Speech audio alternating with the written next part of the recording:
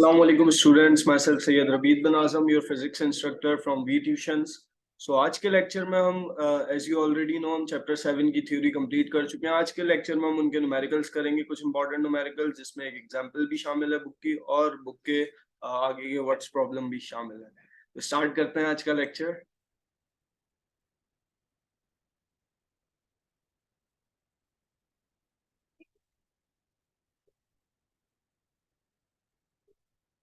So this is going to be the final lecture of chapter 7 or example 7.1. The neutron travels at a distance of 12 metre in a time interval. यहाँ time interval दिया हुआ है, distance दिया हुआ है एक neutron का, और assuming the speed was constant, find its kinetic energy. उसकी kinetic energy हमें मालूम करनी है, और यहाँ mass of neutron भी दिया हुआ है which is 1.7 into 10 raised to the power minus 27 kg. Start करते हैं। जो चीज़ हमें ऑलरेडी गिवन है उसको डेटा में जैसे हम लिखते आए हैं अब तक वैसे ही लिखेंगे सिंपली। इसके बाद इसके सोल्यूशन की तरफ जाते हैं। काइनेटिक एनर्जी का as you all know formula है हाफ mv², लेकिन यहाँ हमें v नहीं गिवन, बाकी मैथ्स गिवन है, तो पहले हम v फाइंड आउट करेंगे बाकी जो चीजें गिवन है उनकी मदद से। तो v इक्वल्स टू s/t, क्योंकि s equals to v into t होता है, distance equals to velocity into time, तो ये उसी फॉर्मूले से ड्राइव हुई है। जस्ट इसमें हमने वैल्यूज पुट की, डिस्टेंस और टाइम की, और हमारे पास ये सिंपली v आ गया। काइनेटिक एनर्जी मालूम करनी है तो जस्ट हमने क्या किया, इस v की वैल्यू को पुट किया यहाँ पे और मास ऑफ न्यूट्रॉन को पुट किया। काइनेटिक एनर्जी आ गई हमारे पास जूल्स में। बट ये इतना सिंपल न्यूमेरिकल नहीं है, वरना मैं इसमें लेक्चर में इसको ऐड ही नहीं करता। इसमें थोड़ी सी ट्रिक ये है कि जूल्स में यहाँ हमारे पास वैल्यू आई है, लेकिन हमें इसको इलेक्ट्रॉन वोल्ट में भी कन्वर्ट करना है, क्योंकि अक्सर पेपर में ये चीज़ मेंशन करके आ सकती है कि इलेक्ट्रॉन वोल्ट में इसकी वैल्यू निकालो। तो इसकी रिलेशन ये है कि 1 इलेक्ट्रॉन वोल्ट बराबर होता है 1.6 into 10 raise to the power minus 19 joules के। तो जस्ट इस वैल्यू से ऊपर जो हमारी जूल्स में वैल्यू आई है इसको हमें डिवाइड करना। तो हमने डिवाइड किया तो फाइनल आंसर हमारा आ गया इन इलेक्ट्रॉन वोल्ट्स, हमारा आंसर आया 5.79 इलेक्ट्रॉन वोल्ट्स।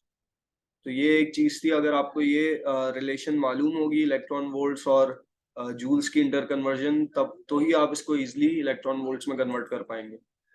नेक्स्ट प्रॉब्लम है हमारे पास, if a pump is needed to lift water through a height of 2.5 metre at the rate of 50 gram per minute, what must be the minimum horsepower of the pump भी।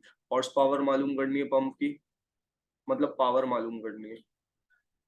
तो height हमें किस height तक लेकर जाना है, 2.5 metre तक। मास flow rate क्या है हमारा, 500 ग्राम पर मिनट, मतलब 500 ग्राम मास ऑफ वाटर हम फ्लो करवा रहे हैं पर मिनट। तो इसको कन्वर्ट करेंगे हम केजी पर सेकंड में। केजी पर सेकंड में कैसे होगा, 500 की वैल्यू है डिवाइडेड बाय 1000 या केजी की वजह से, के की वजह से आया है डिवाइड में, क्योंकि हम ग्राम से किलोग्राम में जा रहे हैं, और ये 60 आया है सेकंड्स की वजह से, क्योंकि एक मिनट में 60 सेकंड्स होता है। तो हमारी फाइनल वैल्यू ये जो आई है मास फ्लो रेट की केजी पर सेकंड में 8.33 into 10 raise to the power minus 3 KG per second आई। हमें पावर निकालनी है, तो सिंपली वेट का formula as we all know F equals to mg, F या W से इसको डिनोट कर सकते हैं। तो वेट क्योंकि एक फोर्स है, हमें यहाँ पहले फोर्स मालूम करनी है, तो फोर्स के लिए हमने mg मैस और यही ये जो मैस फ्लो रेट है यही मैस और 9.8 मतलब g की वैल्यू को पुट किया, तो हमारे पास f की वैल्यू आ गई 0.0817। और अब हम वर्क निकालेंगे फोर्स इनटू डिस्टेंस से, क्योंकि हमें वैल्यूज इसी तरह से दी हुई हैं, तो जिस तरह से हमें वैल्यूज दी हुई हैं उसी तरह से हमें जो रिक्वायर्ड हैं वैल्यूज वो निकालनी पड़ेंगी, ताकि हम फाइनली पावर के फॉर्मूले में उन्हें पुट कर सकें। तो फोर्स इनटू डिस्टेंस, फोर्स जब हम निकाल चुके हैं ऑलरेडी और डिस्टेंस हमें दिया हुआ है 2.5 जो कि हाइट है, तो वर्क डन भी आ गया हमारे पास 0.204 जूल्स। नाउ अब हमें पावर निकालना है, जो कि वर्क अपॉन टाइम से निकलता है। Rate of work done is called power, ये मैंने डेफिनेशन में भी पढ़ाया था। तो यहाँ क्योंकि हम टाइम ऑलरेडी कन्वर्ट कर चुके हैं सेकंड्स में, तो इसको हमें दोबारा यहाँ कन्वर्जन की जरूरत नहीं है। तो हम जस्ट ये जो हमारा वर्क डन है इसकी वैल्यू को पुट करेंगे और नीचे जो टाइम है उसकी जगह 1 सेकंड पुट हो जाएगा। तो हमारी पावर वॉट्स में क्या आ गई 0.204। बट अगेन काफी सिंपल न्यूमेरिकल हो गया ये, तो इसको अभी ट्रिकी बनाने के लिए इन्होंने लिखा है कि हॉर्स पावर में कन्वर्ट करें। तो अगेन आपको रिलेशन पता होगी, इंटर कन्वर्जन पता होगी इनकी, तभी आप कर पाएंगे। तो 1 हॉर्स पावर बराबर होती है 745.7 वॉट्स के। तो पावर आपको जस्ट जो वैल्यू पावर की आई है उससे 745.7 को डिवाइड कराएंगे, तो आपकी हॉर्स पावर में वैल्यू अप्रोक्सीमेटली आ गई 2.74 into 10 raise to the power -4 horse power. ये आपका फाइनल आंसर आ गया इसका। मिनिमम ये आप जस्ट आंसर स्टेटमेंट लिख सकते हैं ऐसे, minimum horse power of the pump is approximately 2.74 into 10 raise to the power -4 horse power. Next question is, ये काफी सिमिलर तरह के क्वेश्चन है बट इसमें थोड़ी थोड़ी चेंजेस है, जिसको आप अगर ठीक से समझ लें तो काफी इजी हो जाएगा ये चैप्टर न्यूमेरिकल वाइज आपके लिए। A horse pulls a cart with a force of 40 lb। lb या पाउंड को शो करता है जो कि एक मैस का ही यूनिट है, at an angle of 30 above the horizontal and moves along at a speed of 6 miles per hour. How much work does the force do in 10 minutes? 10 minutes में ये force कितना वर्क डन करेगी? और part B है, what is the average power in horse power of the force. Average power इसकी क्या है, लेकिन पावर वॉट्स में नहीं, हॉर्स पावर में मांग रहे हैं। तो अगेन डाटा इसका बनाएंगे जिस तरह से वैल्यूज गिवन है हमारे पास। फोर्स है हमारे पास 40 पाउंड्स और एंगल हमें दिया हुआ है 30 डिग्रीज, स्पीड है हमारे पास 6 माइल्स पर आवर, और वैसे ये फोर्स पाउंड फुट में होती है, यहाँ ये एक थोड़ी सी मिस्टेक है, जस्ट पाउंड लिखा हुआ है, पाउंड फुट होगी ये, या पाउंड मीटर भी। लेट्स सी कि किस तरह इसको कन्वर्ट किया गया। तो वर्क कैलकुलेशन, सबसे पहले हमें वर्क निकालना है। यहाँ पे पार्ट ए में अगर हम देखें how much work does the force do in 10 minutes, तो सबसे पहले हॉरिजॉन्टल कंपोनेंट निकालेंगे फोर्स का, वो निकलता है एफ कॉस थीटा से। तो फोर्स की वैल्यू डाली हमने 40 और कॉस थीटा की डाल दी वैल्यू, तो हमारे पास एफ की वैल्यू आ गई 34.64। Now convert speed and time to consistent units. इनको कंसिस्टेंट यूनिट्स में कन्वर्ट करेंगे ताकि कैलकुलेट कर सकें स्पीड और टाइम को। स्पीड हमें 6 माइल्स पर आवर दी हुई है, तो इसको हम चेंज करेंगे फीट पर सेकंड में, फुट पर सेकंड। तो 6 इंटू 5280 फीट। अच्छा, यहाँ हमें ये जो वैल्यूज दी हुई थी माइल्स को फीट में कन्वर्ट करने के लिए है 5280 अपॉन आर से सेकंड में कन्वर्ट करने के लिए 3600 सेकंड्स।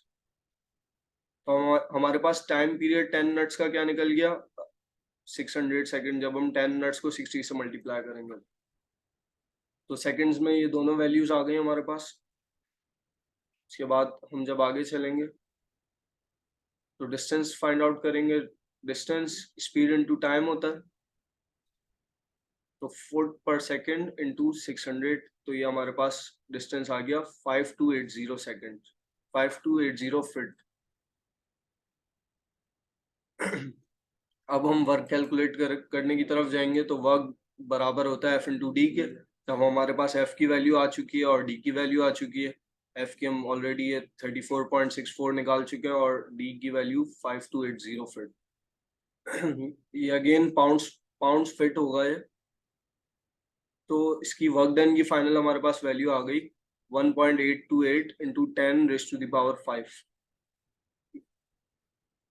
अब हम पावर निकालेंगे। फुट पाउंड पर सेकंड को, वर्क को हम फुट पाउंड पर सेकंड में कन्वर्ट करेंगे और फिर पावर वर्क अपॉन टाइम होता है। ये ऑलरेडी फुट पाउंड्स में है और पर सेकंड मतलब डिवाइडेड बाय टाइम करेंगे इसको।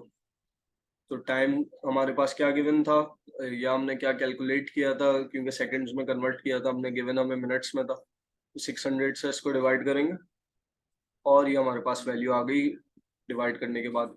अगेन ये फिट पाउंड पर सेकंड में आई है वैल्यू, इसको अभी हमें हॉर्स पावर में कन्वर्ट करना है। 1 हॉर्स पावर बराबर होता है इन फीट पाउंड पर सेकंड 550 के बराबर होता है हॉर्स पावर। ये इंटर रिलेशन इनकी आपको याद रखनी पड़ेगी और जस्ट इस वैल्यू को डिवाइड करा दें जो हमारा आंसर है उससे, जैसे हम पीछे करते हैं। तो ये हॉर्स पावर में हमारी पावर आ गई 0.5545 हॉर्स पावर। ये हमारा फाइनल आंसर आ गया इसका। तो ये न्यूमेरिकल्स बेसिकली इतना ज़्यादा कॉम्प्लिकेटेड नहीं है, सिर्फ इनकी जो कन्वर्जन्स हैं उनकी आपको प्रैक्टिस करनी ज़्यादा ज़रूरी है इसमें, क्योंकि ये कन्वर्जन्स ही न्यूमेरिकल्स को ट्रिकी बना सकती हैं अगर आपको रिलेशंस इनकी ना पता हो। तो ये रिलेशंस आप याद रखें, और अगेन न्यूमेरिकल्स हों या डेरिवेशंस हों, उनमें प्रैक्टिस बहुत ज़रूरी है। अगर आप खुद से एक दो बार प्रैक्टिस कर लेंगे इन चीज़ों की तो आपको ऑटोमेटिकली वो आ जाएगी।